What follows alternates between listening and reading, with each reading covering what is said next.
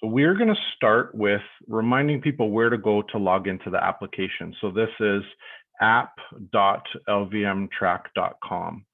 And I'm already logged in, but when you get here, you will enter your username and password. That'll give you access to the application. The different components of the application are on the top panel here. So if you look, we're on dashboard. It's highlighted in a darker gray. And if I click on one of these other sections, it's going to change the user interface or what I see. And then, of course, we can interact with the data that we see here.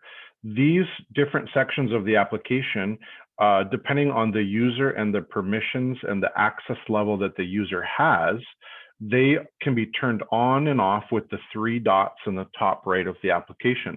So if you look here, all the things that we see are checked off. If I do not want to see messages, then I will uncheck messages and then they will go away. Right, so there we go, check it off, messages are gone from the top panel there. So that's how you can kind of clean up the different sections of the application. And I won't go through everything because most of our customers do not use all of these functions, but I will go through a lot of these details today. Starting with the dashboard, this gives you a high-level overview of your fleet. So if you have units online, that essentially means that your vehicles are running and sending data in right now, then they're going to show online. And so it's a nice quick snapshot of your fleet and what the status of the fleet is right now. If they're parked and they're offline, then it's going to show offline. So just gives you a quick overview of, are they in use right now or not in use? Over here, we get a little bit more granular. We give specific details on motion state. So who's stationary with the ignition on, that means that they're idling. Who's moving right now, and a few other statuses as well. It's also important to note that with these tiles here, they can actually be moved around. So when you click at the top of a tile, you can move it to anywhere that you want in this dashboard. You can also use your mouse to scroll down and then see different parts and different data sets inside of this dashboard. So this is what we call our dashboard light. And this is accessible to any of our customers that have the Pro package. You'll also see here, if you have a traditional laptop and you're not using a mouse, there's a little gray slider bar. And of course, you can then select and scroll down to different parts of the dashboard here. At the top, we also have the ability to run the data based on today, yesterday, week, month, or a specific time range.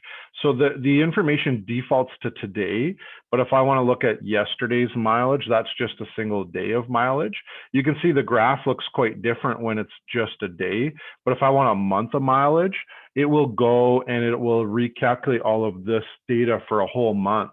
And as you can see, you know, this is probably more what you're expecting for mileage for a month for a vehicle in a fleet, you know, 2,000-3,000 kilometers, depending on, you know, your vehicle, the area of travel that your vehicle goes into.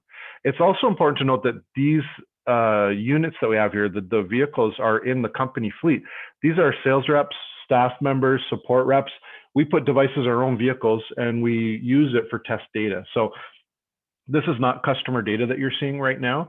This is test data from our own internal fleet. We do also have devices that we're testing that have not been released to our customers yet. So occasionally we'll have some devices like this with a weird name and no real information. But for the most part, these are active vehicles that are on the road. The other thing that you can do is look at modifying the data that you see here. So if I hit this little wrench here, I can actually uncheck and check off different vehicles. So if I want to add or remove some, I can take some of these test ones off, and then I can add a few more to my list, right? So these are ones that have more usage. And in this case, I have one that's, you know, a dash cam and a regular modem in the same vehicle. I can get rid of the dash cam, and then I can, of course, add another vehicle in our fleet. So if we do that, then you're going to see now different data set here. There's mileage for a lot more of the vehicles that we have selected, right? So, and then the graph is going to reflect that we have a truck that's done 8,200 kilometers, and then the next closest would be a passenger vehicle that's done 2,000 kilometers. So you see how that would affect your graph there as well, right? The geofences component is really nice because it'll summarize all the geofences in your fleet, and it's basically an inventory of where vehicles are right now. Or if you put geofences around your customer locations, then this is going to show you, which customers your vehicles are at right now, which is really nice. Or are they all still sitting in our yard at the headquarters, and it's 9:19 in the morning and they haven't left yet? So that might be a bit of a problem, but that does give us really useful information. We happen to have geofences around all of Ontario, so we have obviously 17 units in the Ontario geofence, but you'll see our installation radius, we have 11, and in the morning route, we have 8, and at our headquarters, we have 8 units. If I want to see what 8 units are at our headquarters, it's interactive. I can click on it and see, and I can also search for a unit. So if I want to know, and the unit doesn't show up that I'm looking for, where is this vehicle right now? I can actually do a search and then it'll come up, right? So there's a search for the Ford Fusion shows up. So that's really handy as well. I want to know, is this vehicle at that yard where they're supposed to be, right? So that's great data as well.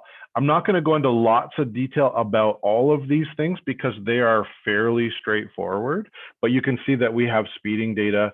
And even if we record fuel, we also have fuel data. And everybody asks this question, but this is fuel consumed by fuel level sensor. That's what FLS means. Now, for the most part, we have OBD2 and J-bus installation. So we plug a device into the OBD2 port or the J-bus port of a heavy duty vehicle. That device reads fuel level.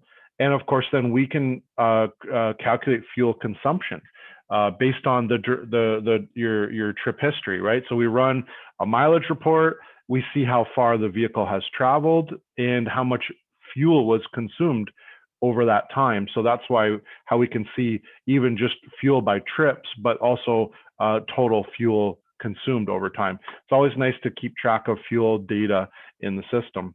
If you don't monitor fuel, that's not a problem. This is just a tile that you wouldn't use, but you might want to know who your top units are by mileage or who your top fuel consumers are. So this would be the dashboard section of the application. Flipping over to monitoring, this is likely where you're going to spend the majority of your time. This is where you see vehicles, their statuses, and when they move around on the map, you're going to see them moving around, right? We do something called grouping. So when you zoom out, we will put all of the vehicles or assets that you have in a group on the map so it doesn't look very cluttered.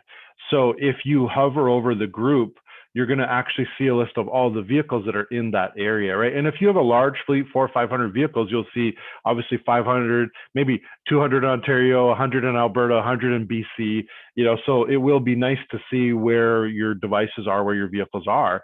But if I actually click on that group, like this, it'll actually zoom in so they're all visible on the map. And now we're going to regroup them again. So I have 2 in Oakville, I have 5 in North Mississauga, Brampton border, and then I have 1 in East Toronto, right? At any time, if I hover over a vehicle on the map, I just have to put my mouse there. What I'm going to get is the pop-up window that goes away when I move my mouse away. And that pop-up window gives me tons of data about that vehicle. As you can see, this is a Toyota Camry. There's a custom icon on the Toyota. I'll cover that later. But you'll see the address where the vehicle is right now. You will see the geofences that the vehicle is sitting inside. And I know you might be asking yourself, hold on a second, I don't see geofences. How can this vehicle be in a geofence?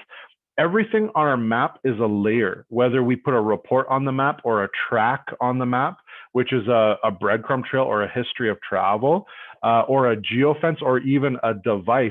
These are layers that we can pop on and off the map at any time. If we hit this little eye here, we'll see that we can take monitoring off. Monitoring is where our vehicles are. So if I uncheck monitoring, the vehicles are gone, right? But geofences are not mapped right now. So if I for instance, map the geofences, it'll take all these geofences and pop them on the map.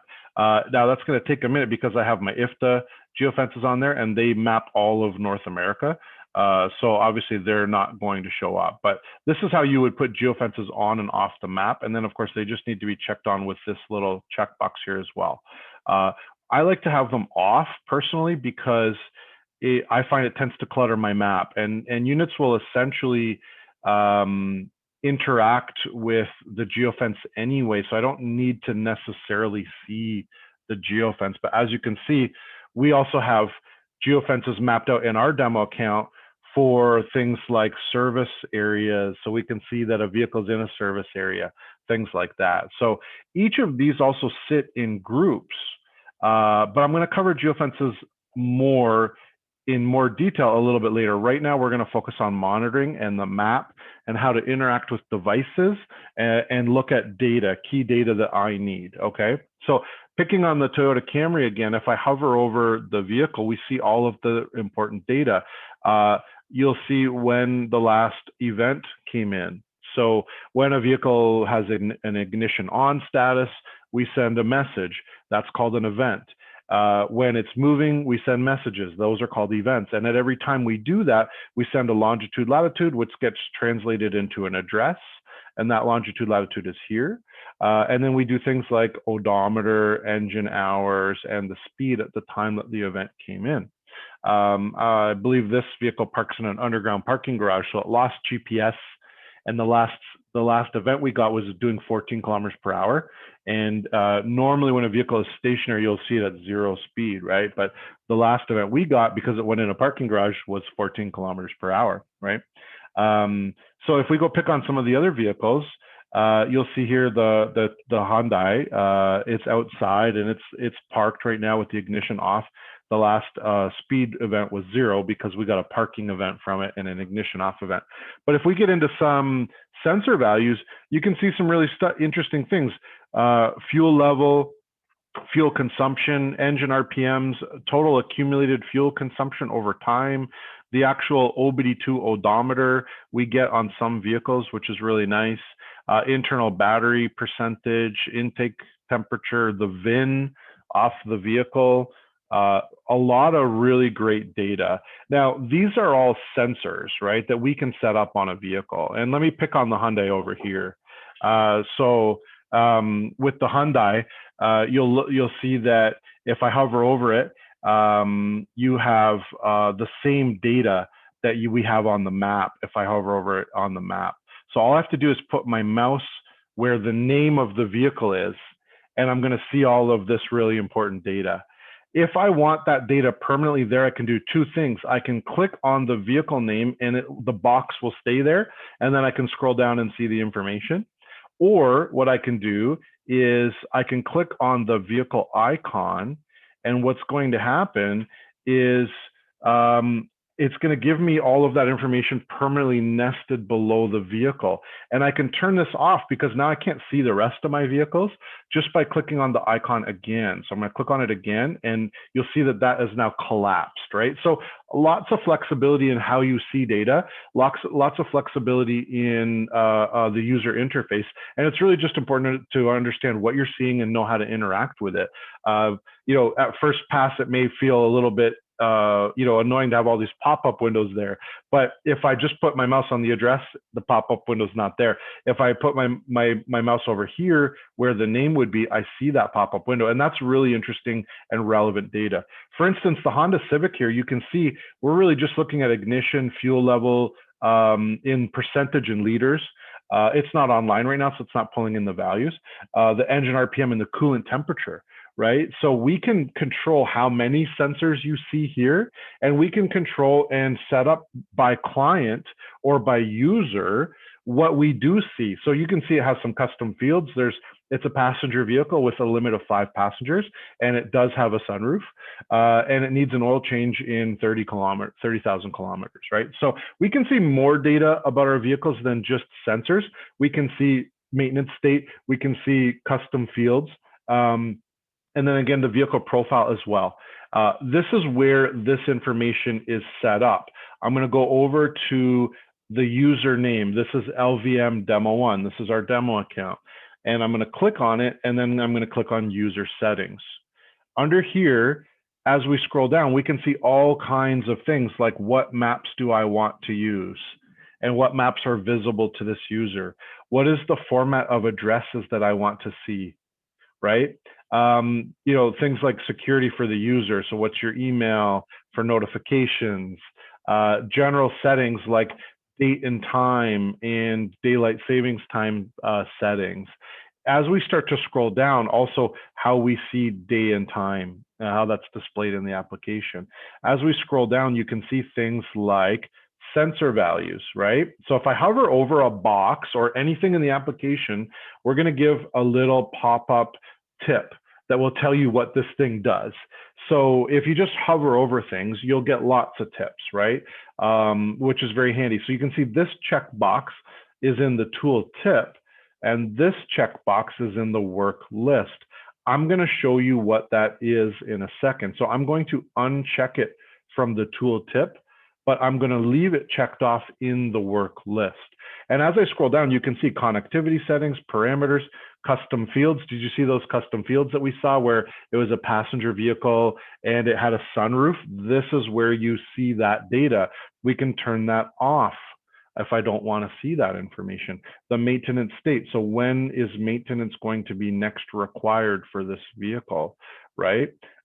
So these are things that we can, again, turn on and off. So is there a driver attached to the vehicle? If it's the logistics industry, does it have a trailer attached to it, right? If you guys don't have trailers, we wouldn't turn that feature on, right? So if I'm gonna hit OK now, because I've made a change in a setting, I'm gonna reload the application and we're gonna see some of these changes now in the user interface, okay?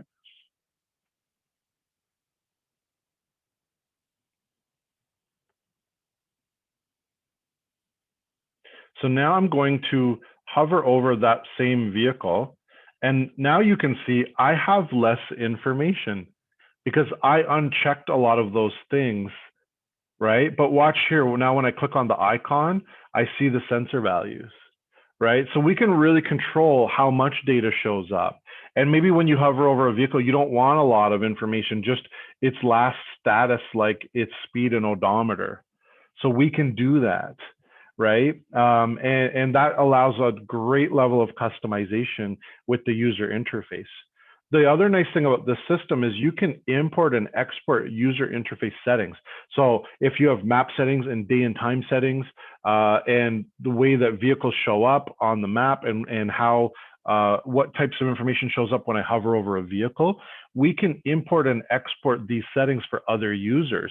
So from an administration perspective, we don't have to go manually set things up with every new user that's in the system or every new account.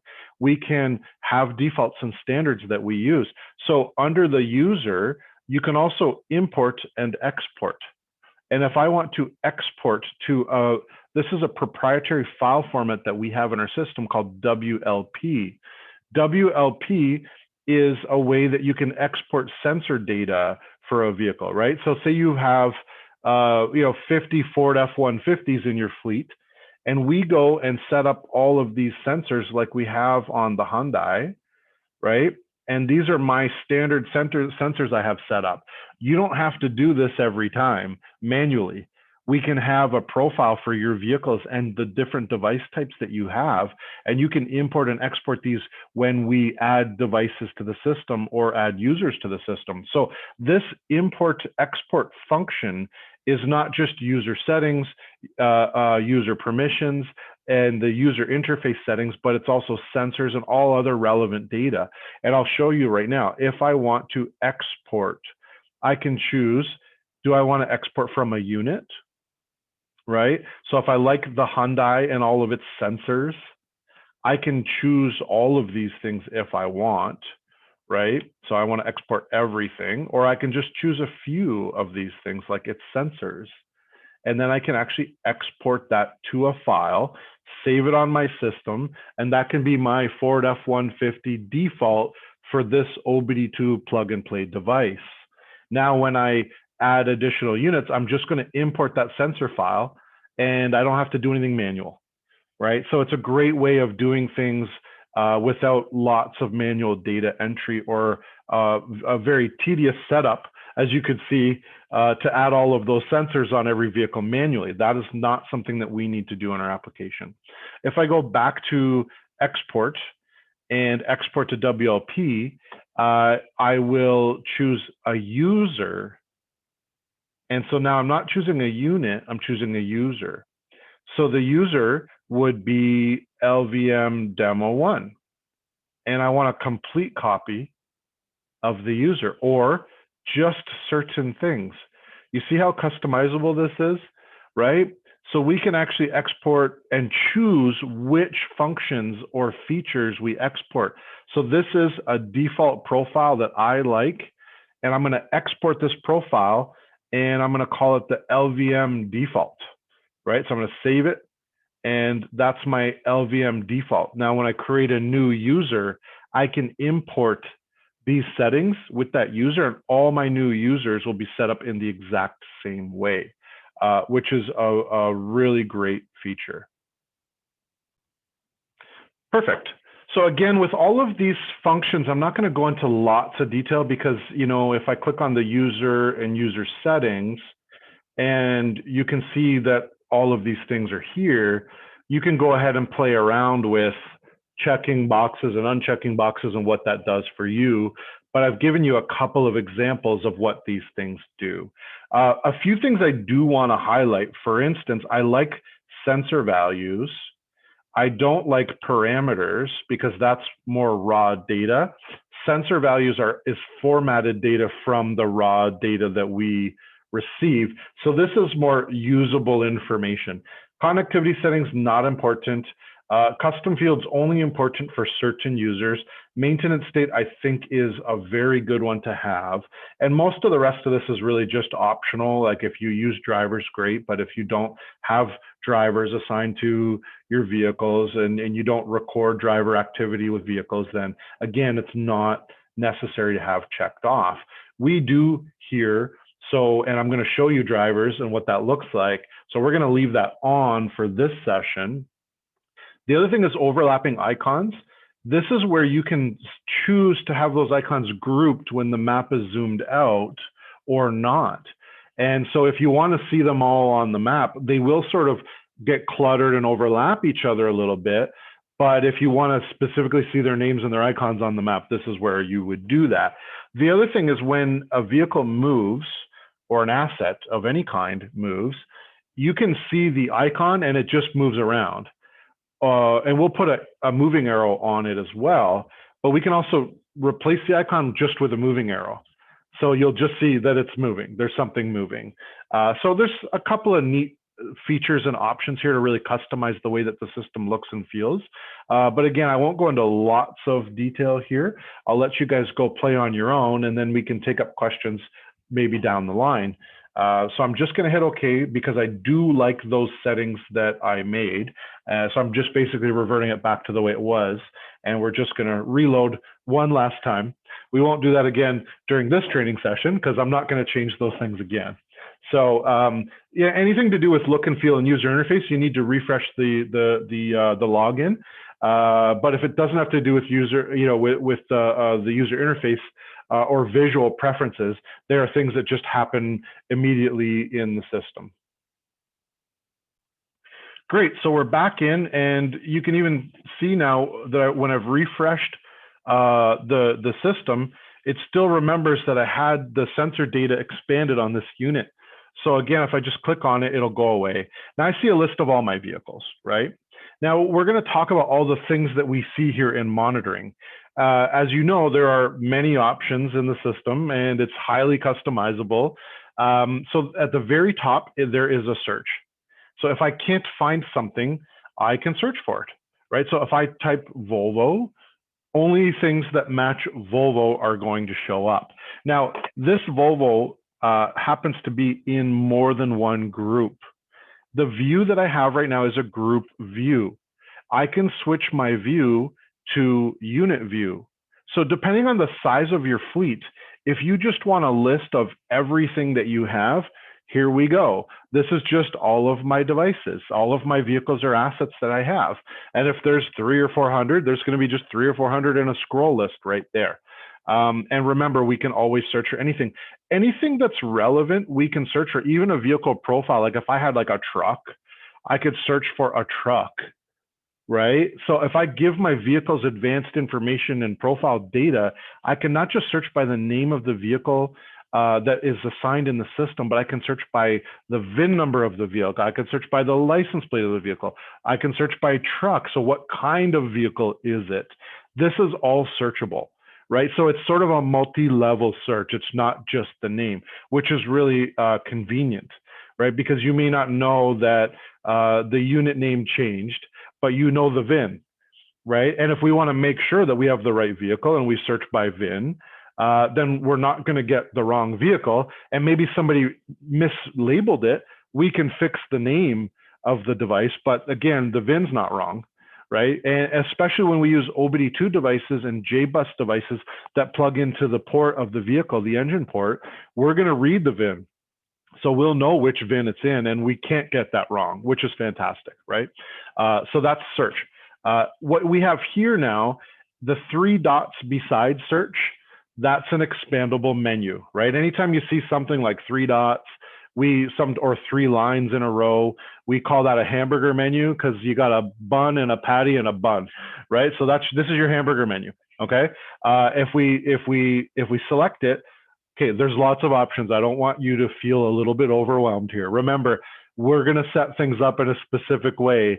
And if you're not the kind of user that wants to customize things, you don't have to do that. You can just use it how we set it up for you. But if you're that user that likes to go play and likes to see all your options and really heavily customize it, it's like, you know, the difference between an Android and an iOS user. Well, we got you covered if you're an iOS user or an Android user, right? Android users like those customizations, and iOS users, they just want to pick it up and use it, right? So we got you covered for both scenarios. So there's primary and secondary information. As you can see, the primary information is the vehicle's name.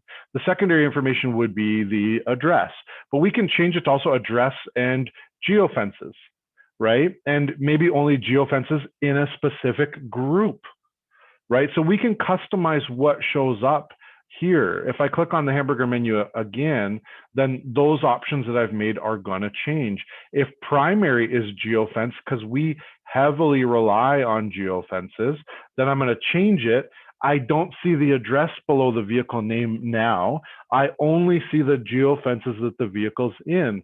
So if you have a geofence around everything, right, and a vehicle's in a geofence, you'll see that first. So now I'm seeing what customer my vehicle's at. I'm not seeing the address that my customer's at now, or that my vehicle is at. But if the vehicle's parked in a Wendy's parking lot eating lunch or on a Tim Hortons break, you'll see an address if you haven't mapped it out. So that's your primary and secondary, right? So we typically go by address, and I'll tell you why. So I'm going to switch this back, right? Why do we do that? Because when I hover over it, I see the geofences and the address, right? And of course, if you want to turn geofences on your map, then you'll also see geofences there as well, right? So just to recap, this menu is how to change what shows up over here and under the vehicle name, right? So all of these things, if I hover over it, remember, we always tell you what that means. So if you don't know what the icon means, it doesn't matter. Just hover over it with your mouse and it will tell you what that means. So motion state, is it moving right now? This vehicle is moving. Connection state, is it connected to the server right now? Right? Again, that one I feel is a lot less necessary than is it moving? Because if I know it's moving or stopped or stopped with the ignition on and idling, that's good enough for me. I don't need to know, is it connected and sending to the server? Is there a data session right now? I don't need to know that. So for me, connection state is less important. Now, do you see that there's 2 checkboxes here? So I like motion state. If I hover over this checkbox, it says show motion state in the monitoring panel. This is over here, okay? You see the other checkbox? Show motion state in the additional menu. This is the drop-down menu here, right? So I can have extra data nested over here. And remember, if I hover over it, it will tell me what that thing is. So really just playing with this application will teach you how to use the application. And trust me when I tell you, I'm not going to set your account up so that you can make irrevocable mistakes, okay? If you make mistakes, we can fix it. If you're a customer, if you work for the company and you're supporting customers, it doesn't matter. If you make mistakes, we can fix it. So don't worry about that. Feel free to go play with things. Try to break stuff. It's okay, because what happens when we break stuff? We learn. So that's okay, right? So again, these are some of the things I like to have. Drivers I love. Again, only if we do interactions with drivers, but we do here in our demo fleet. So I like drivers. I like motion state because I like to know who's moving and who's not moving, right? Sensor state and connection state, I'm not interested in, but battery level I am interested in, right? But let's say we did turn on sensor state. We can map this to, say, the 12-volt battery of your vehicle. So if you want to know, are all my 12-volt batteries healthy? We can do color-coded things like we do with the internal battery, right? So you see down here, this internal battery is full. Most of our devices have an internal battery. And if they do, we can show you that the battery's charged. Or say you have an asset tracker, this asset tracker, the battery's dead. It's good to know that because this is a solar asset tracker. This one's probably not outside. It's not seeing the sun. And because it's not seeing the sun, it's not recharging. So it's nice to have this kind of reference data right at your fingertips without having to do a deep dive or dig a little bit deeper. So again, I'm going to let you guys play with these things a little bit more. There are two things I'm going to show you here that I haven't shown you yet. Actually, maybe four. There's something called a quick track. This is basically your best friend, and I'm going to show you why in a second. There's also something called a quick report. This is your second best friend, okay? And I'm also going to show you why. So I like quick track, I like quick report, and I also like properties and clear list, okay? So those are the things I like the most.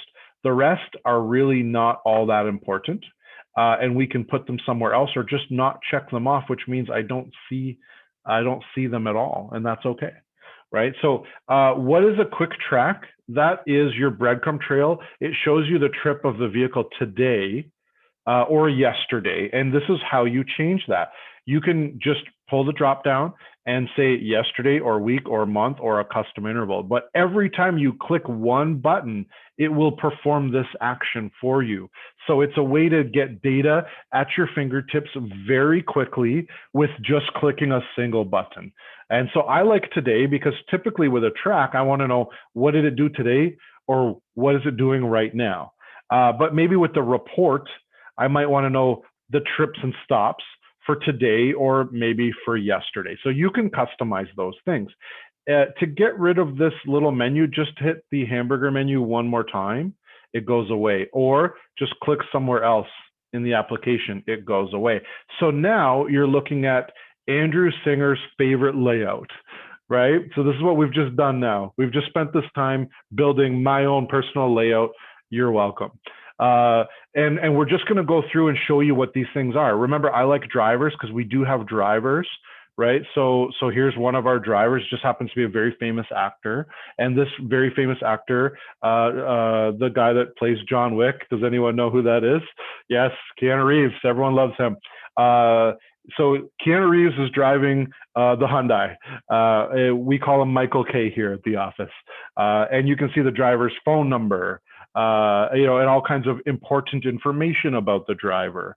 So drivers are really great. It's nice supplementary information. And it's also neat for dispatchers if they want to call the driver. They can see the driver's phone number. They don't have to look it up, right? Or they can message the driver from our system. We have a messaging system in our application, or send a text or an email to the driver, right? So that's nice information to have. It's also good to know which vehicles have a driver paired right now and which don't. If we don't have a name for a driver, what we do is we show a little green wheel. So that's like a driver, right? So if the wheel's gray, there's no driver assigned to that vehicle. If a vehicle is green, the little steering wheel is green, then of course there is a driver assigned to the vehicle. And again, I've got the phone number of the driver, which is great because the Toyota Camry is a reckless driver. I need to call them and tell them to slow down or change their behaviors, right? So that's why I like that. The next one would be the motion state. I just want to know, are they moving, right? And what are they doing, right? So which of my vehicles are in motion right now, which are stopped? And then from there, the sensor state. So if we have sensors mapped, I can show you things like this one, for instance, is a solar tracker.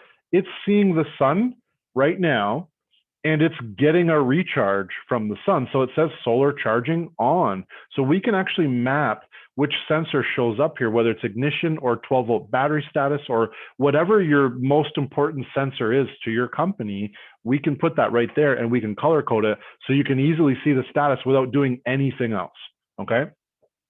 And then quick track. I told you I was going to talk about this. I told you this is a great feature. Now I'm going to show you why. I will just click this button. And of course, I didn't drive this vehicle today, so I don't have any data for today. I apologize. Let's go pick on the Hyundai. So there we go. This is the Hyundai's track for today. So I can see where the trip started. I can see where the trip ended. And depending on what my track settings are, I'm going to get to that in a minute. I can also see things like where we put fuel in, where they stopped and parked throughout the day. And in this case, I have speeding turned on.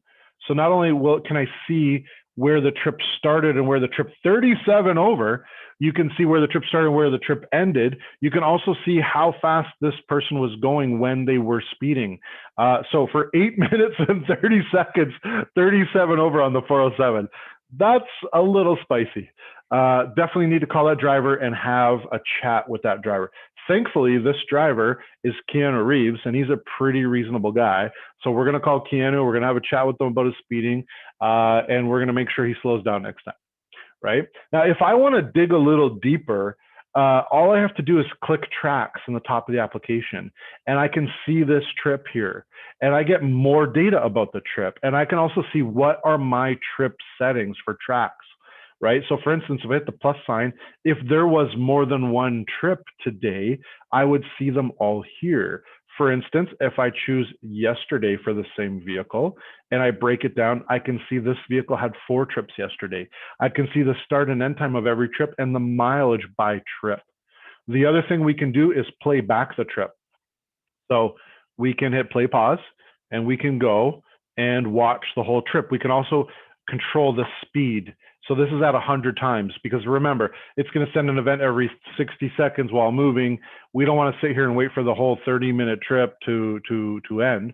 We're going to do it at 100 times and it'll take, a couple of seconds, right? But it does show me the directionality of travel, where they were speeding, where they stopped, where they parked throughout the day. So that's really great data. I can just kill the quick track by hitting the red X. At any time, it's gone. I'm going to go back to quick tracks in a minute. I'm still not finished with monitoring, okay? 2 more things I want to show you. So remember that was quick tracks. Why is quick tracks really important? Because with one click, I get to see the trip from any one of my vehicles for today, where they started, where they ended, their directionality travel. That's great data. The other thing is if I want to run a trips and stops report, I just clicked it. It probably happened too fast. Let's clear this report and go back. For the Hyundai, beside quick tracks, I have the execute reports command, right? So that's my quick report. So I get to choose my favorite report. I get to execute the report right from here. I don't have to go to reports, find the one I want to run, and then choose which vehicle I want, and then run the report or choose which day I want. This is the yesterday trip for the Hyundai. And it's everything from statistics to what was the total mileage for the day, how many streets were they on, how many trips did they take, what was the total moving time for the day and parking time, etc. But each trip broken down.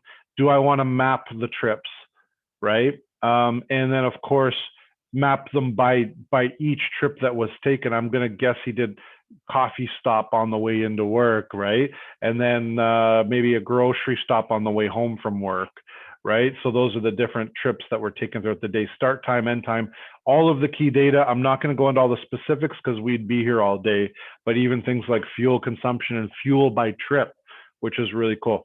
So again, we're going to go into reports later, but I just wanted to show you that button because it's a great button. That's your quick report. Okay, two more things I want to cover here. Properties, this is where we change settings on a specific vehicle. Okay, and then clear the list. I'm going to scare you when I show you this, but we're going to do it and it'll be fun and I'll show you how to fix it. So let's say we need to change data. First, I want to add everything, right? There we go. So here's everything. I didn't have everything. Now I have everything. And so for Volvo Tractor, I want to go and change the information about this vehicle. I get things like the vehicle name. Some of this will be grayed out for some users. For instance, if you're a customer, you're not going to be able to change these things because remember I told you I won't let you break anything that's not fixable. If you break this, it may not be fixable or it might be difficult to fix. So I can change these things. You guys cannot change these things, but you can see the data. If it's grayed out, it means you can't change it. That's just for your own good. If you're able to change it, that means that we're not too concerned about that. For instance, if you want to update the mileage on a vehicle, you can update the mileage on a vehicle, right? So that's doing your oil change, and now we update the odometer, right? We have two ways of recording odometer in the system. We have more, but we only have two that we use. The first way of recording odometer is GPS plus ignition sensor. This is when we use a device type that is not connected to the engine or cannot read odometer from the engine. Believe it or not, OBD2 devices, they are not always able to read the odometer. Now, OBD2 manufacturers have fancy ways of doing this, like setting an odometer and it'll use vehicle speed to accumulate the odometer. So really from a housekeeping perspective, all we need to do is match the odometer and choose the right setting when the device first gets installed into the vehicle. If we do this, it'll be relatively accurate.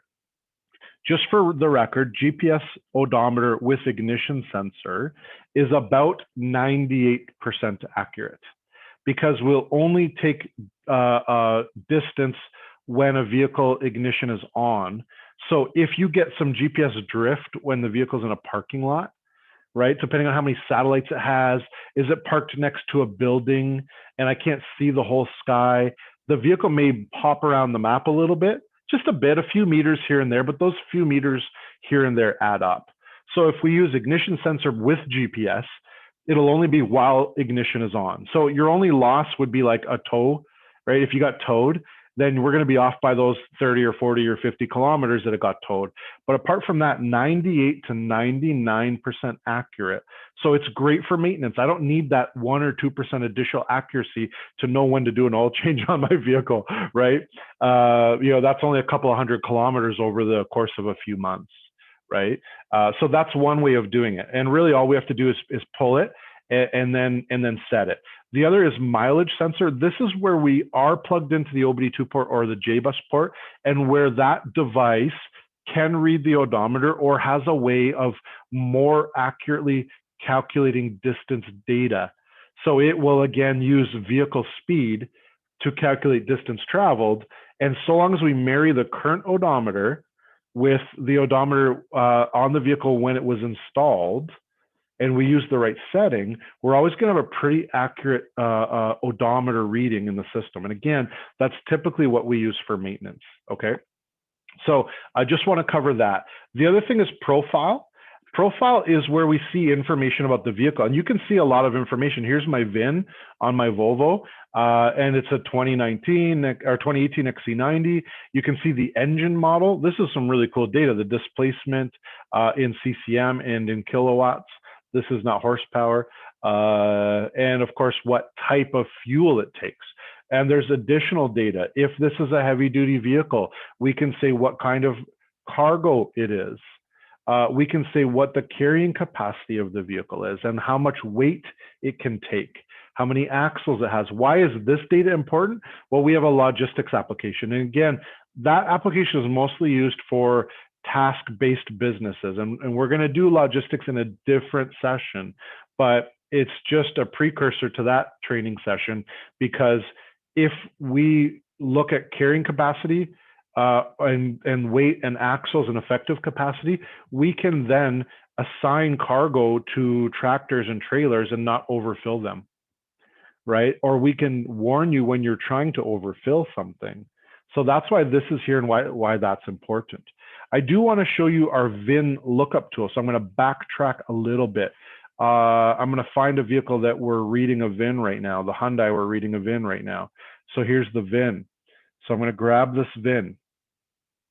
And instead of manually typing in the vehicle, make, model, year, all of those things, I'm just going to go back to unit properties, and under profile, I'm going to paste in the new VIN of the vehicle, and I'm going to check the VIN. We have a VIN lookup tool. So we have now pre-populated all the data. Now, it's not perfect, it's a database, but it's pretty good.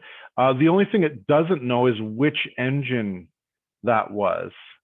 And it's this engine, so I'm going to make the correction, and then I'm going to hit save. So as you can see, the data in green is that's the information we could pull from our VIN database. So it's a 2021 Hyundai Santa Fe, right? It didn't know what color it was off of the VIN, so we could go and do that here. I happen to know that that is a white Santa Fe, okay? So that's important information right there. And again, it wants me to reconfirm the engine type. I'm just going to hit OK to save those settings and then go back in. If you pop into different sections, and you can see a lot of data here, again, I'm not going to cover all of this data because that's kind of low level. And we're not doing low level today, we're doing high level, okay? But we can do another low level session on another day. So I'm not going to cover all this, I'm just going to cover the most important ones. So profile is one, the odometer is another, and you should be updating this odometer when you do an oil change on your vehicle to always keep it accurate. So that's something we should do, semi-frequently. The other one would be sensors and eco driving and unit groups and service intervals. And we're going to just do it in order. So don't worry about that. So sensors, this is where we have things like fuel consumption and odometer. On this OBD2 device, we're actually pulling odometer. Things like the signal strength for the carrier, I don't need that. The ICCID, I don't need that. But I do like to know what the access technology is and the network strength and the band. That's good information. And the telco, I like that. So that's, is it coming in on Bell or Telus? Who's the wireless provider that's sending the data? This is great information for troubleshooting. I like fuel data. I like engine, RPMs, throttle. These are all great. Intake, airflow, and pressure, probably not all that important. So I can just take those out. VIN I like, battery I like. Again, GPS data, I don't really need that, or status, because the system will give me that information in another way, so I don't really need it. DTC codes, very important for vehicle maintenance. I definitely want DTC codes. But things like the XYZ access, there's a few things here I don't necessarily need, right? So you see me deleting stuff and you're probably freaking out, but don't worry, I can hit cancel and I haven't ruined everything. And remember, I have exported this data, if you recall, to a WLP file, so I can re-import it on another vehicle, and I can apply the same sensor settings on all my vehicles, right? So I have the ability to fix these things, and you do too. If you go export file before you start making changes, right? I can take a unit and I can just take the sensors, or I can take everything on it. I might want sensors and eco driving, and then everything else I don't want, right? So there we go. Oh, service intervals I definitely want, and I'll cover that in a minute. This is your maintenance schedules for our basic maintenance package that also comes with the pro tier that we offer. So I'm going to export all this stuff before I make any changes, and that way I cannot do anything that I cannot fix, right? We also have something called restore properties. This means that if I break something, I can fix it, right? So restore properties, I can pick a day. If it's highlighted in orange, it's available. And if somebody has made some changes, you have a user that went rogue and started deleting a bunch of stuff on their last day, as a nice little Easter egg for you guys, or just, oops, we made an oops moment, right? So we had an oops moment, we can fix those oops moments. Remember, I told you, don't panic. Nothing is irrevocable, and I won't let you do anything that's going to be irrevocable, right? So I can go to yesterday and restore the properties. I can even choose which properties to restore and on which vehicle or all vehicles. So somebody went and deleted all the sensors on all my vehicles and I'm freaking out. That is not a freak out session. All we have to do is choose sensors and choose, look at this, every vehicle. And I can do a bulk action and I can do it for all the vehicles. So not a problem, okay? Thankfully, the system remembers settings and we can go back and fix stuff. So errors we're not overly concerned about errors, okay? Which also means you get to go play a little bit more and feel pretty good about it and feel like I'm not going to break something that I'm worried that I can't fix, right? If you get to play more, it means you learn more and it means you're going to be a more advanced user in the system. So that's a good thing for us. We want that, okay? So that's sensors. And again, I'm not going low level. We may not even allow you to edit these things because of course you can break the sensor if you put the value in wrong, because we'll calculate something to a percentage, right? So if you go in to make a change and you break the percentage, the sensor value, it's not going to make sense to you, right? Or fuel consumption, you could break that. So we don't necessarily want to play around with that, but we do let you delete them and see them, or even just, are they visible? The system still records it, but I don't need to see it all the time. So I can uncheck those boxes and it means they're no longer visible, okay? Custom fields is where you would just put interesting information. Like remember we had the sunroof on the, was it a Honda Accord or a Civic? And it was a 5-passenger, right? So that's where we put this information in. It's just as simple as checking it off and there's information here, right? And that information will show up on the vehicle. Anything you want to put there. So no worries at all. Under unit groups, this is where we organize things. This is where we put vehicles or assets in a fleet, if you will. We call them groups.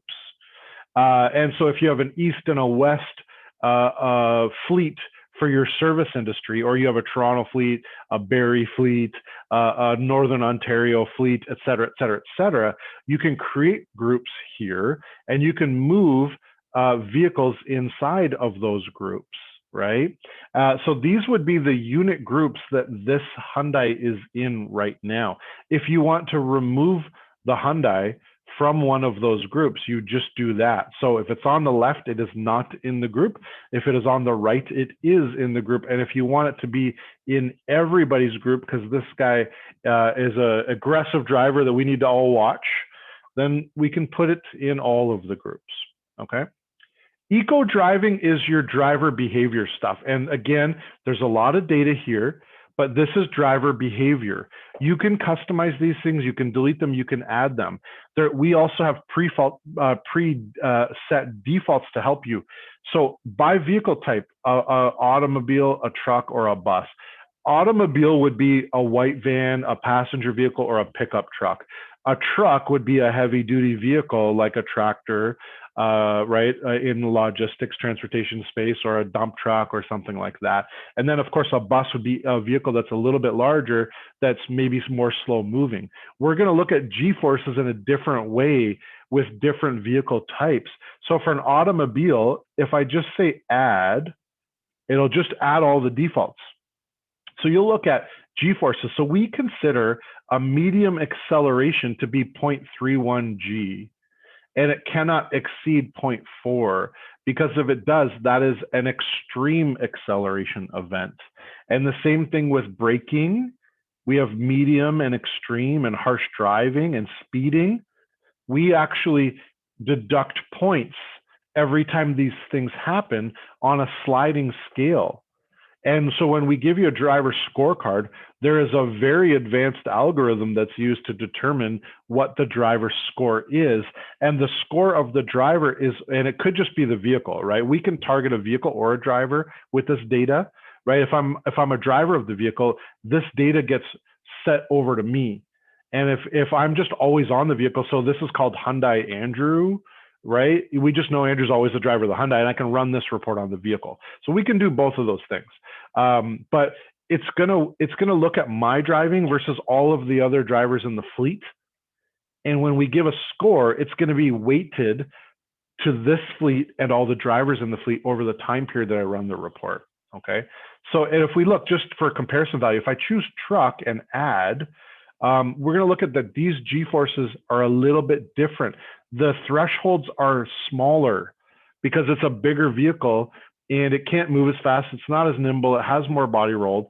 So we're gonna have a smaller threshold to determine that something happened that is something that we want to look at, right? Driver behavior data. So aggressive driving on a big truck is a lot different than on a light duty vehicle, right? So in this case, automobile really means a light duty vehicle, and truck means a heavy duty vehicle, okay? And most of the time we're gonna use those two, unless of course we're a transit company, and of course then we're gonna use bus, right? Okay. Also, we can choose where we get it from. So GPS and eco driving, or just eco driving or just GPS. We always do a combination of those things. The other neat thing about eco driving is because we use the application to determine these things, every device that you have in your fleet, you might have some dash cams, you might have some OBD2 devices, you might have some heavy duty devices with ELDs. We can actually set the same value off all the different devices in your fleet. So now we're not relying on the device to trigger the value. We're relying on the system to recognize that this happened. And so it's a little bit more accurate because we're measuring everyone with the same stick, right? Which is great for your fleet, okay? So that's why eco driving is a really important one. Now you can change these things. I don't recommend it. It's just good to understand it, why it's there, what it does, but I don't recommend that you touch these settings, okay? The last thing would be service intervals. This is your pro feature of the application, and we have a pro plus with a whole other maintenance application, and we're gonna do that training later. Again, there's a lot to cover just in here. So we're not going to talk about the other add-on applications which are available to some of the Pro Plus users that we have. Okay, so this here is new service interval. And it's simple as oil change. Whatever you have, sticker change, tire rotation, any service you have in your fleet. You're probably thinking, you want me to manually enter all the service intervals for all my vehicles? Remember import and export. Remember our WLP file. We can export these service intervals. So I can do this on one vehicle, export it and re-import it and apply it to every vehicle in the fleet, right? So this is something you only have to do once, okay? And I would recommend doing it when we first set the account up. And of course, you can do things like a description of the oil change. So, and then what is it? Is it a mileage interval? That means we're using the odometer and the distance traveled to calculate when an oil change is necessary. So for over-the-road vehicles, this is important. I want the it to be on the Hyundai, it's every 8,000, right? So I'm just going to type in 8,000. Sorry, my numlock wasn't on. 8,000, and when the last one was done was 0 because it's a new vehicle. It only has 3,000 on the odometer, but you'll notice that the odometer is approximately 3,000 right now, and I put 8,000. Let's say this guy did one at 2,500. If we put that in there, then it'll start from 2,500. Right? So now it's got 500 on the 8,000 interval, right? But if I put 0, it'll start at 0 and it will notify me in 5,000 more kilometers that an oil change is needed on this vehicle, right? So you don't have to jump in, at ground zero. You can jump in just when the last maintenance interval was done on your vehicle. When you do service intervals, it's all tied to reports, and we have reports that cover service intervals. So you can just run a service interval history report. We also have notifications of an upcoming oil change. And of course, on the vehicle profile, service intervals show up or maintenance status shows up. So if you just click on a vehicle, you can see when the next oil change will be due. But don't worry, we will notify you. We'll send you an email. We'll send you a pop-up in the application. We'll send you a notification in the mobile app that maintenance is due on a vehicle. So you will know when you need to do the maintenance that you set up, right? So now if, for instance, your equipment is idling most of the day, or it's a generator, or it's construction equipment, then what we're gonna do is we're gonna use engine hours, right? So we calculate engine hours when the ignition is on, and basically that's it. The entire time the ignition is on until it gets turned off again, that is a cumulative engine hours value, right? So this particular Hyundai with 3,000 kilometers on it has done 62 engine hours. So it's been on for 62 hours. right? So again, with a generator on a construction site, if it's running 24/7, I might need to do service on it every 2 weeks, right? So I don't want to use time and I don't want to use odometer, what we call mileage. I want to use engine hours in this case. But we can also do a combination of all three, which is kind of neat as well. So it might be every 1,000 engine hours, every 8,000 kilometers, and it may be every 180 days, right? So again, when was the last service done? When was the last service done? For all three, we have a way of calculating when the last service was done. So we will accurately tell you when the next service is due. So if I just set this up and hit OK, that's going to be a new service interval that I have in the system, right? So that's not a problem. Sorry, I had 0 selected on my days interval, and it didn't like 0 because I can't do an oil change every 0 days. So let's go fix it and make it 180, right? So 180, and that's 0. And there we go. And now we see it. There are 5,083 kilometers. You see it's already done a calculation. 5,083 kilometers left for the oil change, right? So there we go. Now I've set up a service interval on this vehicle. And remember, we can export this to a file and we can import this and apply it to every vehicle in the fleet. So that's possible, that's okay. And it's a way of not having to do things manually in the system. So I know that that was probably a lot to cover, but it's really important data. It's really useful data to cover in the system, okay? So we're gonna cover reports now. And actually, sorry, we're gonna cover tracks now. So jumping over to tracks, when we go to the dedicated tracks section, remember we have a shortcut to tracks right from the monitoring panel.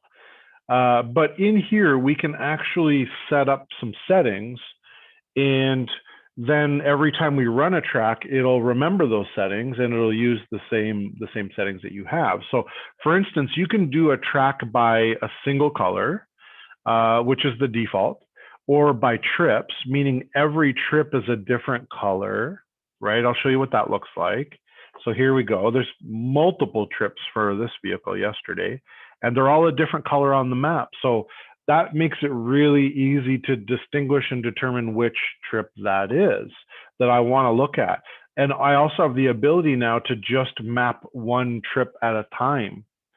So just uncheck the big blue box and then start checking off the little ones. And we'll start to stitch together all of these trips for you to show you where they were, when they started, when they ended. And remember, we always do mileage by trip.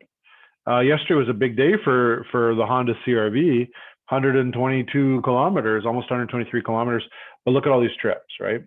So when it started, when it ended, and then of course color coded on the map that matches the box that has a check mark in it, right? So click the red X, it goes away. If I did it by speed, then what we do is a heat map, and then we give you a little legend. So 120 plus is red, 90 to 119 is purple, so on and so forth. So we can see he didn't go over 120 yesterday, which is pretty good. He's had a few speeding tickets, right? So he's kind of learned his lesson. Not everybody has. If I showed you my trip, it would be very red for yesterday. Actually, maybe I'll do that right now. So let's see here, Volvo. And yesterday, oh, sorry, by speed.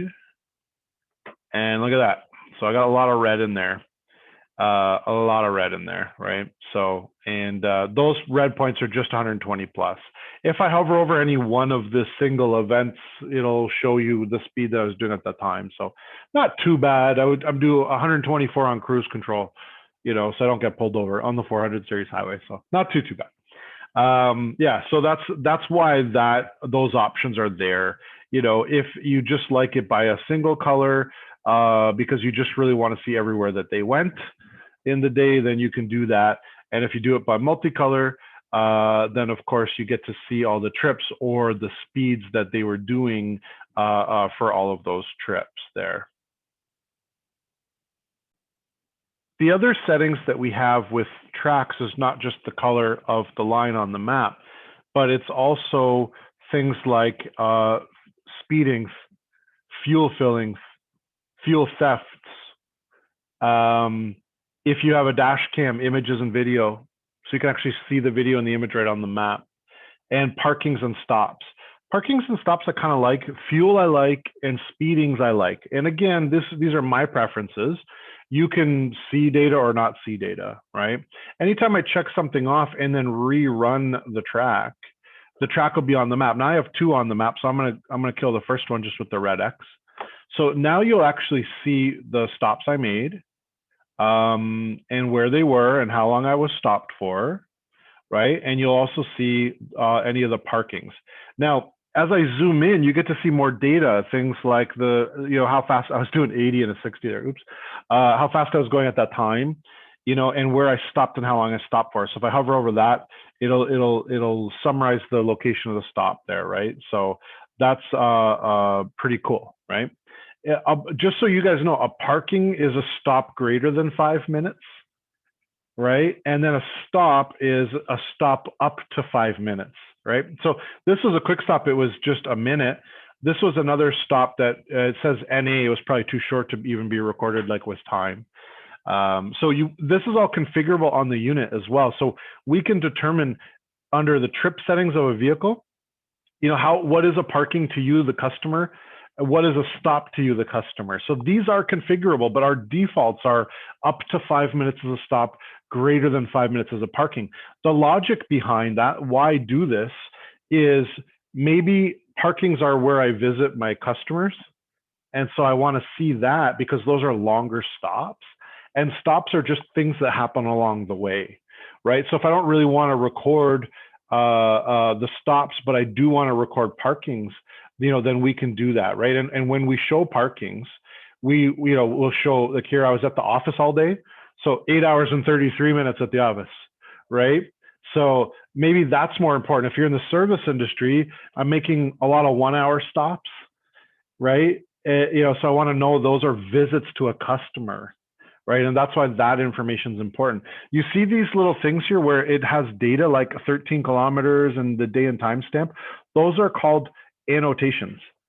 So if I rerun that track without annotations and then I zoom in, those flags are going to go away. Okay, so that's what those are. And that's something you can turn on and off with the system.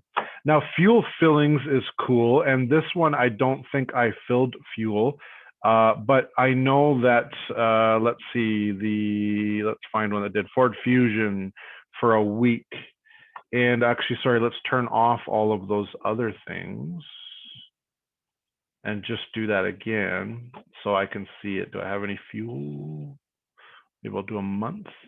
There we go.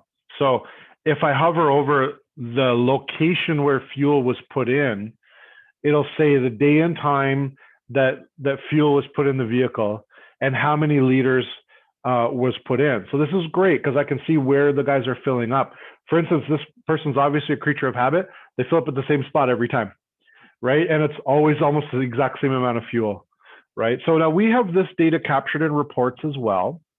But remember, tracks are like quick reports, and they can give you tons of information without having to run a report or dig deeper.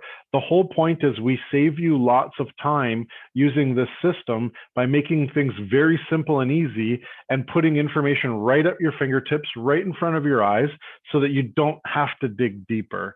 So the amount of reports you run and look at are going to drastically reduce. Right? Remember, we have our dashboard, which summarizes things, right? We have monitoring, which gives us all kinds of useful information just at the, just by a quick glance or hovering over something. And then we have tracks, which shows us even more useful information, right? This is all without getting into reports. Reports is the next thing we're going to cover. And this is not going to be a deep dive on reports. It's just more how to run them. We have lots of reports here. You probably won't see this many. Remember, this is a demo account, so we have lots of reports, but we can do things like run a trips and stops report for a group. This is a great one to run. You can run an idling report so that you can see how much your vehicle's idle. You can run a speeding report if you just want to know that, or a driver behavior report would show you the driver scorecard for all the drivers. And remember, you can target a driver or a vehicle with that report. So regardless of whether you have driver ID or you just have permanent vehicle assignments, we can do that. our reports are very flexible. We can summarize pretty much any amount of data, and we can add multiple tables to a report. So a single report could give you tons of data, right? So you can create your own, and we can train you on how to do that. Or you can clone reports we already have. And then, of course, you can modify the ones that we have by add or delete information from the report, which is great. But just how to run a report is simple. Either in the list down here, pick which one you want, or in the drop down here, pick which one you want. And then you'll pick the group or the vehicle. Remember, this was a group report for trips and stops. So what I'm going to do is I'm going to do the office fleet, and I'm going to do a week of trips and stops. One thing that you're going to notice is how fast this system is. If you have 400 vehicles and you want to run a report for an entire month, it may take 10 seconds. Okay, there aren't other systems out there that have the performance with this kind of information that we do, right?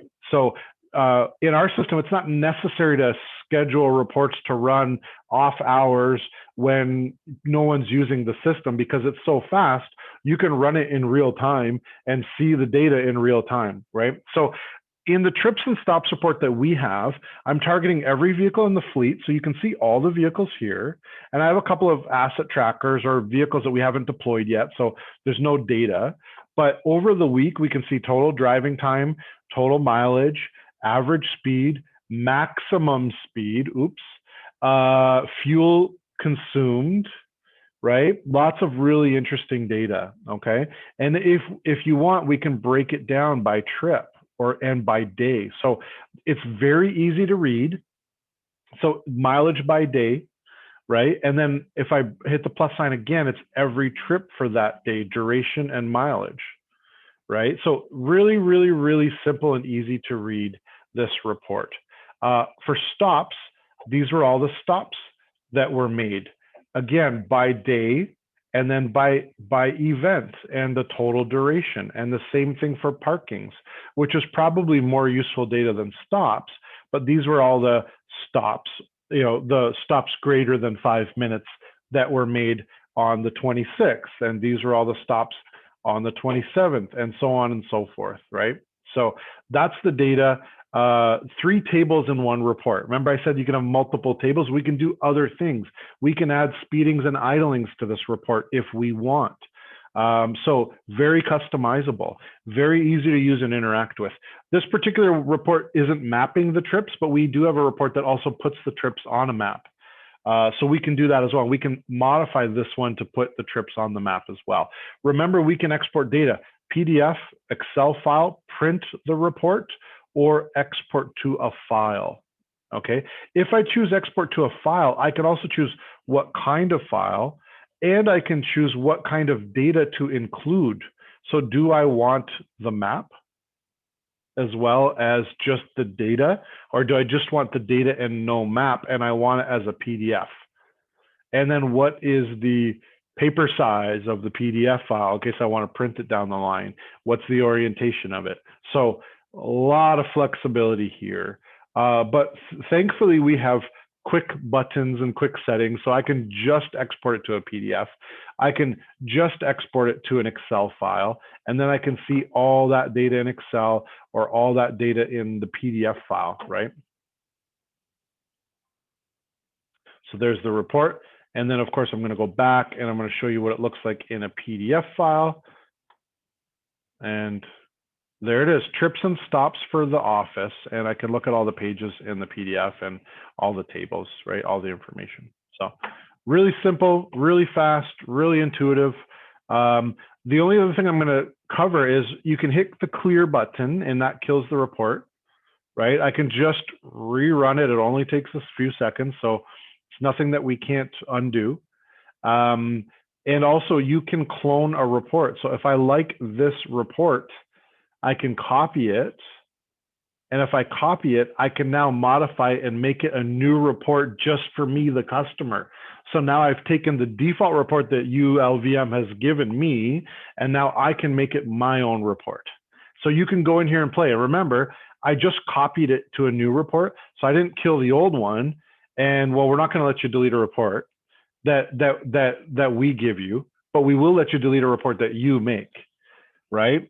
But you can go in here, and for trips, you can look at the settings and you can configure what information is included in the trip. And of course, what settings, like, do we group things? Are we going to map things? Do I want to add filters like engine hours and speed? Do I want to add driver information? You know, do I want to only include the data inside of a geofence? As you can see, this is a deep rabbit hole. And you know, of course, you can go and add new tables to it. So if I wanted to add fuel fillings and thefts or geofence information, you know, there's no limit to the type of information that you can add to a report. So again, that's why I'm not going to go into detail today, because that's a 2-hour session on its own. But remember, we give you all the reports you need. So there's nothing that you really have to do other than go run them. But if you want to get fancy, you want to go low level, you want to get deep with it, you can get deep with it. And of course, we're here to support you. We can give you additional training just on reports. My suggestion is get your feet wet, run the reports that are there, look at the data, and then maybe clone them, and then just check off some boxes, uncheck some boxes, and then see how it changes the data. And you can kind of teach yourself that way. But of course, we're always here to help you as well, right? So that's the report section. Now, the rest of these sections are not going to take us too much longer. So that's great. Geofences is very simple. You can create a geofence just by clicking new. We have a list of all geofences as well as groups. Just like we do over in monitoring, we have a group view where these are all my groups. And then we have a list view, which is just all of my assets. It's the same thing in geofences. So if I look at groups, I'm going to show you geofences that just reside in these groups. The great thing is I show you that in this group, there are 11 geofences. And in this group, there is one. It's the 407 geofence that we have. You can see that we put a 407 geofence there, so you can run a report on 407 usage, right? We're not going to make you build that yourself. We built it for you. And then, of course, all you have to do is run the 407 report, right? Which just targets that geofence, right? But things like IFTA, if you are traveling cross-border or cross-province and interstate, we'll give you mileage summary by province and state over time so that you can do your fuel refunds for IFTA, right? So these are the groups. And if I expand a group, all of the geofences inside the group are there. If I want to create a new geofence, I just create new. Well, this would be a new group. But under geofences, I'll just create new. And it lets me choose, is it a polygon or a line or a circle? And then I can just click on the map and it'll pop a geofence there. The other thing I can do is an address search, right? And so this is our head office here in Mississauga. So, sorry, Drew Road in Mississauga. Right, so there we go, 1780 Drew Road. I do it, and now I'm going to click new geofence. I'm going to click here, and then I can save the geofence, right? If I want to make it a polygon, I'm going to choose polygon, and I'm just going to click on the map, right? Wherever I click, it's going to attach the lines that I've created, right? Let's do that again. So I'm going to go new geofence. I've done an address search, and the map is where I want it. If I want to put the geofence around a specific yard, I can go change my map view and then look at a satellite view. And then I can just double click and double click and double click and double click. And now I have a polygon, right? Now what I can do is name the geofence. So this can be my customer name. It can be the address of the geofence, anything you want. But in the description, we always put the address anyway. And this is where I clicked on the map, not where I searched for the address. And then we can do things like, does it sit inside of a group, right? So if that's a customer, then I'm going to go choose customer locations. And then I can also put it in multiple groups, which is great, because if there's different users that access the system, they need to interact with that geofence, then you can do that. Now, if you choose not to put it in a group every vehicle in your fleet will interact with the geofence. If it's in a group, only the vehicles that are in that same group will interact with it, right? So that's how we, sort of control interaction with devices and with geofences, okay? So there's your new geofence. And of course, if we look at groups and we want to segment things by groups, I do not want to save my changes. Then we can, of course, look at these geofences that we've made. So we have one here, customer CBA, and we put it right on this corner, right? Like I said, if we wanted to change the map, we can go and change it to, say, the Bing hybrid, and now see a satellite image of that area. And then, of course, if I wanted to edit or modify this, I can change the shape or the size of it to match the yard or the place of business. So you can use that as a visual aid when you're creating a geofence, okay? Like everything in our system, I'm just going to take the map back to the regular map, which is Bing Road. Like everything else, we have search. So you can search for a geofence. So I can search 407, or I can search for my customer. So if we have hundreds or thousands or many thousands of geofences, we can do that. This system can handle as many geofences as you want. You can put 20,000 in here. There's no limit. The only thing that we do is if you put more than 1,500 in, what we do is we will actually render these on the server, not on your local PC, because your browser has to draw this shape file. So if your browser has to do that with more than 1,500, it will bog down the browser. It'll use up a lot of memory on your computer, and it'll slow your computer down.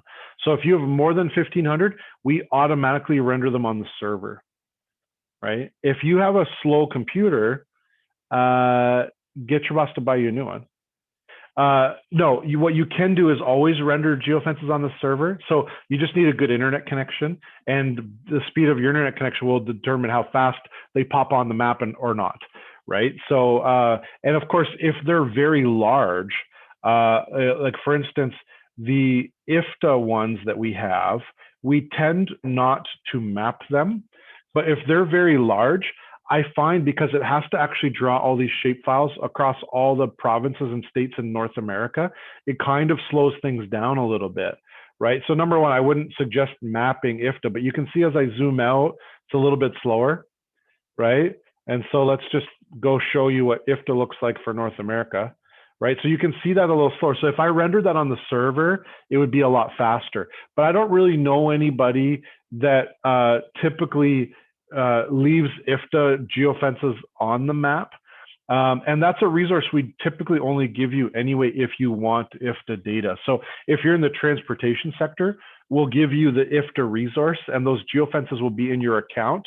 But if you're not in the transportation sector, then they won't even be there. But remember, this is slowing me down a little bit here, as you can see, because it has to draw so many polygons and so many shapes all across North America.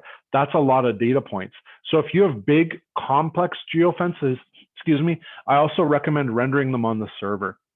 And remember, we can just uncheck it, take it off the map, and it's still there. So the system, and look how fast my map is now, right? The system is interacting with the geofences still, right? Remember, we're still inside of a geofence, right? If we look at our units, they're still in the Ontario geofence. That's the IFTA geofence, right? How we calculate distance over time in a province or state. So they're still there. They're just not on the map right now, okay? So that would be my recommendation from a performance perspective. The other thing I want to cover about geofences is, like a lot of things in our system, you can import and export. And our system does handle GIS data. So you can import KML and KMZ files. You can also export your geofences to KML and KMZ files. These are shape files handled by Google Earth and other applications like Esri, which are GIS companies, or if you're in a municipal type environment, you'll have your own internal GIS system, which maps out where all the manhole covers are, where everything is, driveways. It's a very complex map, but it's really specific to municipal. If you have a business where you handle GIS data, if you can export your GIS data to KML and KMZ, you can import it to our system and use it. right? So now you don't have to go manually create all these complex polygons and shape files. You can just import it into our system. And remember, it's in a group, it's a layer, we can turn it on and off, right? It's very easy to do that, right? So, and again, if you want to use our system to manage all your customer data, locations, geofences, you can create this big database of customers, and you're not going to lose that data. You can export it, and it's backed up for you, right? So that's geofences. Moving on to drivers. Drivers is not something that everybody's going to use, but drivers create a relationship between a vehicle and a driver. So this would be an environment where you want to run reports on the driver. You want to, drivers switch vehicles frequently, and we want to know who is driving that vehicle at that time. Because now what happens is we're running report data or historical data or live data. We're looking at what is the vehicle doing and what is the driver doing. And those are different data sets. They're different points of data. The vehicle, it's telematics information, it's maintenance, it's idling, it's all kinds of stuff. The driver, it's behaviors, it's productivity, right? So again, if it's a one-to-one relationship where the driver is always driving the same vehicle every day, this is not necessary for you unless you want additional data points like your dispatcher doesn't know all the drivers. And so having their phone number and maybe a photo of them kind of helps when you're interacting with the driver. So you can do that as well. So we have 4 ways of interfacing with drivers and pairing them to a vehicle. One would be manually. You can see right now, Drew Singh, that's me, by the way, in case somebody does not know what I look like. You can see Drew Singh does not have a vehicle, right? And when we assign a driver to a vehicle, we call it a binding. So we bind a driver and we unbind a driver, right? So for instance, Darren, we don't have a photo for Darren, but we know we have a phone number and we know what vehicle he drives and things like that. What his function is, he's a sales rep. He's driving the Ford Fusion, right? And if I hover over the vehicle, you can see the Ford Fusion. If I want to sever this pair or the bind, I can do it manually just by clicking on the vehicle icon. The system is going to now sever that pair between Darren and the vehicle, right? And it'll turn into one of these links here where I can assign myself to my own vehicle. Why am I not assigned to my vehicle? Because I have a Bluetooth key fob, and when I get in my vehicle, that assignment happens automatically, right? And when I get out and I'm no longer in range of my vehicle, it severs that assignment, right? Or that pairing or binding. But if I want to do it manually, I can do it like this, and then it will bind me, it'll pair me to that vehicle. So now when we run historical reports, I'll get information on the driver, right? Not just information on the vehicle, right? And if I go over to the monitoring panel and I look at the Volvo tractor, I now see that I am the driver of this vehicle, which I wasn't previously, right? So that's one way we can do that. We can put key fobs in a vehicle, and then we can fob in and fob out. So if a driver fobs in, it'll bind them that way to the vehicle. It'll pair them to the vehicle that way. And of course, when they turn the ignition off, it'll automatically sever the pair. Every time they restart the vehicle, they fob in. So Bluetooth is one way with key tags if you have a compatible device. Doing it with an actual a tag is another way, and that's a peripheral that we sell as an optional add-on. And then, of course, doing it through an API. If you have a ERP system or a key check-in or checkout system, we can take data from an outside source and automatically do this, bind and unbind drivers to vehicles. So those are the 3 commonly used methods to do this. And these are drivers. To create a driver, it's just new. And then you can choose a photo. If you click on the icon, it'll go to your system, and then you can choose a photo of your driver. You can just name the driver, and then you can do all kinds of interesting things. Put their phone number, custom fields, their driver's license, which driver's license they have. Is it an A to Z license, right? Is it a G license, right? Or what job function they have. So when a dispatcher looks at this driver, they know what the driver does, what their job function is. And that just gives you more relevant and usable information. right? So that's how to create a driver. If we want to look at the data, we'll just click properties, and here we go. So I'm a sales rep. Here's my phone number. Here's my mobile key to log into the mobile app. Here's my BLE tag that's in my wallet, my driver's license, my HOS driver ID, things like that. This is fake data, so I'm not showing you something that, you know, it can be used against me. So don't worry about that. This is just data to populate as a point of reference for you for training to see that. But this is actually me. So you are actually looking at me, unlike Michael, who looks like Keanu Reeves, for instance, as an example. So these are drivers. These are ways to communicate and interact with the drivers. These are ways to pair drivers to vehicles. And remember, when we run reports, we can target drivers with the reports, okay? The last thing I'm going to cover is notifications, and then that's going to conclude the training for today. Of course, we have additional training sessions that we're going to do on some of the other add-on applications, but I feel like that's a fairly deep dive. That's probably a lot to chew on for today, so it's a great start, okay? Notifications are not just us alerting you that something has happened and that you want to know about. They are things that can be scheduled to only run during certain times of the year. They are things that can be enabled and disabled without deleting them. So for instance, dwell idle 30 minutes is turned off right now. It is a red line. The ones that are turned on are green check marks. So we can enable and disable notifications at will. We also show counters.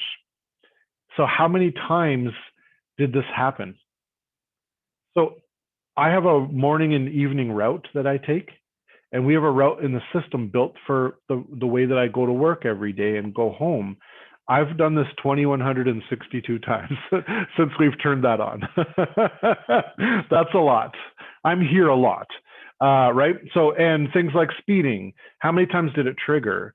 So, you know, idling in the summer and idling in the winter. So right now I might turn on my summer and turn off my winter idling. So, but next fall, I can turn it back on, right? In the summer, 10 minutes is okay because, you know, you can roll the window down. In the winter, in Southern Ontario, when it's minus 30, as a business, we may allow you to idle a little bit longer. So 15 minutes is our policy in winter and 10 minutes is our policy in the summer, right? If you exceed that, we will send a notification. Notifications come by SMS text message, although that costs extra. So typically we don't do that. The most common ways to deliver notification are to do it by email. To pop up in the application, we actually have notifications in the application. So if you're using LVM Track and something happens that you want to be notified about, a pop-up window will come up and just tell you what the notification is. This is nice because we're not going to blow up your inbox with tons of email. You know, email management has become a greater problem, you know, in 2021 than almost anything else, right? So let's not blow up your inbox. Let's just pop up something in the application to tell you something's happened. Remember, we can always run reports and see these things anyway. So these are just things I want to know about, right? We also have a free mobile app that you can access from the Play Store. Just search LVM Track in the iOS or Google app stores and download our free mobile app. It's very easy to use. Today's training doesn't cover the mobile app. We'll do another session just for that. But we also have notifications in the mobile app. And when we turn notifications on, they can go to the mobile app as well. So we'll just pop up in your mobile app and there'll be a list of all the historical notifications. So if your ringer's off and it's nighttime, in the morning, you can just check what notifications happened overnight, right? So that's really easy. But I want to show you just by editing this one. So idling 10 minutes summer, I'm going to edit it, right? So we start by which vehicles in the fleet are we targeting, right? So we can also apply notifications to vehicles that may have different behaviors than others, right? So whether that's somebody that also idles all the time too much or speeds too much, you know, we can just pick on them for a while, or it may be a different vehicle type has a different threshold for these things, than another vehicle, right? So we allow our heavy duty trucks to idle longer because if there's a cement mixer and it has to turn or whatever the case may be, there are circumstances where we don't target everything, right? So we can also do sort of a group view, right? Or a unit view. So, I'm not going to make you select 50 vehicles, just everybody in the office is this targets, right? I also can search. So if you have 400 vehicles, you don't have to go and through all 400 vehicles. I can just find something, right? From there, we choose what type of notification it is. So did somebody arrive in an address? Is there too many messages that got sent? So a unit went rogue and just started blasting messages to the server. We might want to go get a technician and look at that unit, right? In this case, it's just an idling notification, so that's very easy. But as you can see, there's tons of different types of notifications we can do, right? From there, we set our threshold. So what is the max and min time, right? And is there a speed threshold as well? Is there a sensor value or only a geofence that this applies to? So we can do that. If I choose geofence, I could choose my groups. So only when I'm at a customer. That's kind of neat when you think about it, because I could do a different idling threshold at a customer and a different one here at the office. Say we need to warm up the vehicle in the morning, and it's 15 minutes here at the office, and it's only 10 minutes at a customer site. We can do that, right? So I'm not going to choose a geofence filter. From there, it is how do we notify, right? I don't want to notify by email, so I'm going to check that off. Now, if we've done email before, we actually show the email addresses that we've used so you can reuse them. You don't have to type data in manually. But look, we can send a notification to Telegram. That's a messaging platform. We can display an online notification in a pop-up window. We can actually put sounds on it as well and choose different colors, or send it to mobile, right? So, and which users are we going to send it to, right? And then we're going to hit next. And then we could also customize how the message looks. Because remember, we could send notifications to your customer that a unit arrived at your location, right? So, oh, the service truck's in your yard, right? So this notification can look like it came from you, the company, you, the customer, right? And does it include a link? So when you see all these percent signs, that means these things that you see down here, right? So this might look a little complicated at first, but when you think about unit would be the name. So Volvo exceeded idling time at POS time. So that's the position time. So this is when it exceeded the idling time, right? And it had a speed of 0, or it may have had a speed near which location, right? Oh, we put stop it. Stop idling. Maybe I sent this to the driver, right? Turn your truck off, idiot. We can do that, right? And then, of course, a link to where the vehicle is right now, right? So a lot of different customizations. Remember, as you scroll down here, if you want to include things, just click them and they're links. And then it adds more data to the message, right? Mileage, engine hours, sensor name, sensor value, what sensor got triggered. And then, of course, you can add your own text here to customize this notification, right? So now you get to make it personal to you, the customer, right? I'm not going to not modify this because of all the things I just clicked off. So I'm going to hit cancel. But that's how powerful notifications are, right? You can also clone them. So if it's my idling 10 minutes to a driver, see, this would be notifying the driver. I would maybe do this for every driver, but that's tedious. So I can clone it. And now I can, that one was for the Volvo. So this one's going to be for truck 2. And now I'm going to go change that notification, right? And now I'll notify you, the driver, that this thing happened. But like everything else, we have ways of doing things quickly so that you don't have to do lots of data entry, right? No, we don't like too much manual intervention or manual data entry here. We like to do things quick and fast and easy. So that is possible. So I urge you to go play around with notifications. It is something that will benefit you. Of course, give you key information at key moments in time, right? Lastly, before we sign off, there is a little icon up here. It looks kind of like a triangle. If you click on it, or just hover over it, it'll say tools. There are other things that we can do, like find the closest unit for dispatch, or find an address, or add a geofence. So there's other ways to do things. So these are all the tools. I'm going to let you play with them. The ones that we use the most are nearest units and address search. Okay, nearest units is great because you can type in an address and find out, let me see here, 5555 Yonge Street, Toronto. There we go. So 555 Yonge Street, Toronto. Who is closest? So this is my customer. I need to send one of my vehicles there. The Ford Fusion is the closest, right? So this is a quick, easy way of finding the closest vehicle to your customer. So now I know who to send to your customer. The other thing that we can do is consider routing. What that means is that we'll actually create a route for the 5 closest vehicles, and we can make that 10, right, if you want, and show you the 10 that are the closest. So that's not a problem.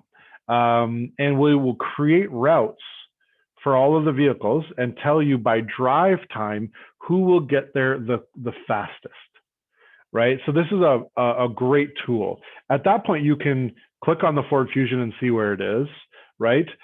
You could see who the driver was of the Ford Fusion as well, and then message the driver and tell them you need to go somewhere, right? So that's why that's a fantastic tool to use. I highly recommend you play around with some of these things. So remember, these can also be nested and moved around in the application. And you can just hit the down arrow and they're there, and you can hit the up arrow and it goes away, but it stays there. So when I need to find somebody, I type in the address and there they are, right? So that concludes the LVM Track introductory training session for today. Thank you very much for your time. Have a wonderful, wonderful day.